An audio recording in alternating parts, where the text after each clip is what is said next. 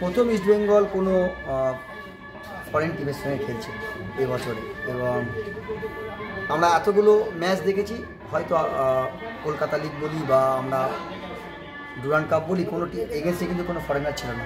ইস্টবেঙ্গলের কালকে একটা ভালো টেস্ট, গুড টেস্ট আমার মনে হয়। কাল থেকে কিন্তু ইস্টবেঙ্গল শুরু করছে তাদের আসল মরশুম। হ্যাঁ, আসল মরশুম। কালকেই বোঝা যাবে ইস্টবেঙ্গল এই মুহূর্তে কোন জায়গায় আছে। অবশ্যই প্রথম ম্যাচ এএফসি, মানে বুঝতে পারছি এটা আমাদের একটা দেশের লড়াই, ক্লাবের এবং দেশের লড়াই।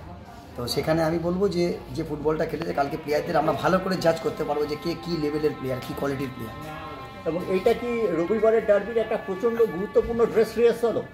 না দেখো, রবিবারের ডার্বিটা ওটা অন্য, আগে এটা কিন্তু ইস্টবেঙ্গলের জন্য একটা কী বলতো, মানে টেস্ট ম্যাচ বলতে পারো, ভালো একটা টেস্ট। কেন তারপরে কিন্তু ইস্টবেঙ্গল যখন খেলবে ডার্বি ম্যাচ, তখন কিন্তু সেখানে অনেকগুলো ফরেনার, মানে নিজেদেরকে এখানে বুঝে নেবে যে তারা কোন জায়গায় কোন পজিশনে কেমনভাবে আছে। তো এটা একটা খুব ভালো দিক যে ইস্টবেঙ্গলে ডার্বির আগে এরকম একটা ভালো ম্যাচ খেলছে।